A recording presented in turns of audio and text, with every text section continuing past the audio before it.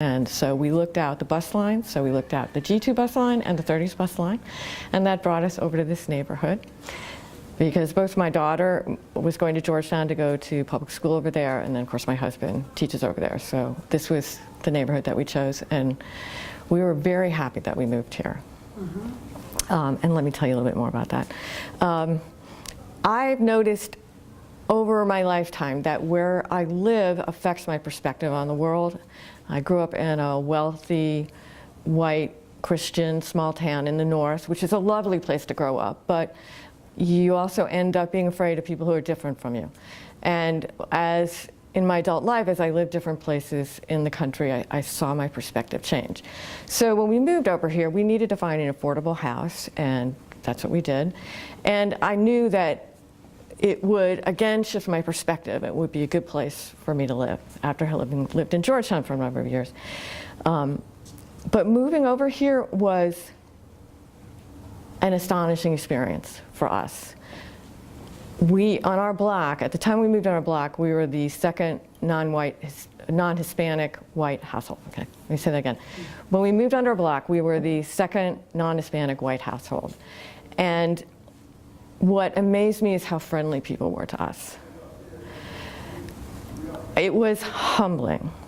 This was the kind of neighborhood that I used to drive through really quickly.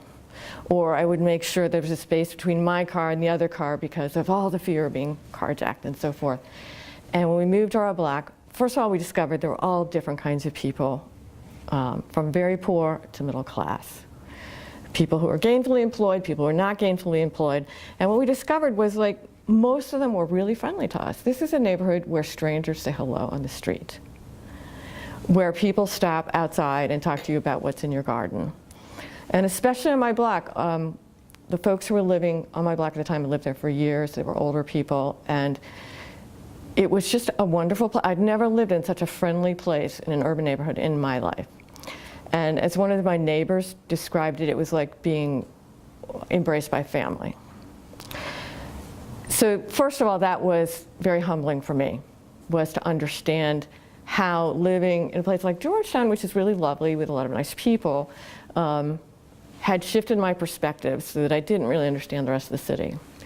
The second thing that happened after we moved over here is I started volunteering for Jan's Tutoring House, which is a small tutoring organization down near the McDonald's on Barney Circle. And I started working with a young woman whose family lived in Hopkins Apartments, which is a block or two from here. And they eventually moved over the river over to Benning Heights. But you know, I had to go into the building they call 1000 to pick her up for tutoring, and I got to know some folks over there. And again, it was really sort of opening up my life. It was really helping me shift people from categories to individuals. And I mean, this is one thing I have to say as a person and also as a professional who's really looked at this a lot, is that it's human nature to look at people in terms of categories. And it's also, I mean, we live our life, you have to make instantaneous decisions, you know, so you make certain assumptions about people sort of, you know, based on what category they belong to. And it takes work, and it takes the right kind of structure of experience sometimes, and sometimes it takes effort on the part of the person to shift to seeing people as individuals. And what I will always be grateful for was that we couldn't afford to live west of the park. That we could only afford to move over here because I felt as if moving over here liberated me. It opened up the rest of the city for me.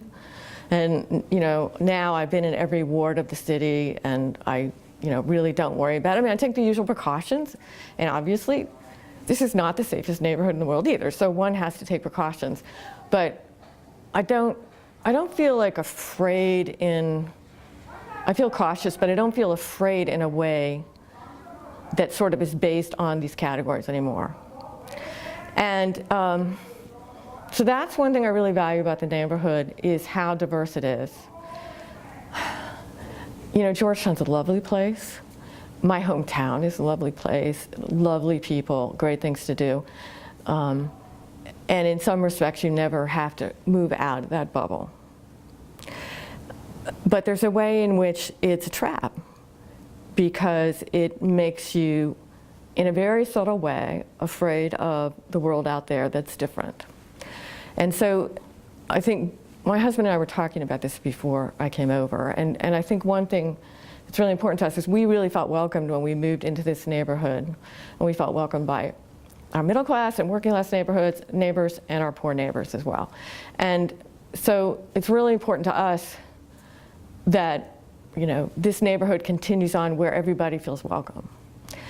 And that, obviously right now that doesn't feel like it's the case, and various different groups of folks from different backgrounds don't necessarily feel welcome, don't necessarily feel comfortable with each other, and you know, and that's unfortunate. But I still, even though the neighborhood's changed a lot, and some of the older folks who I used to chat with at the end of the day have moved away or passed away, it's still a good neighborhood.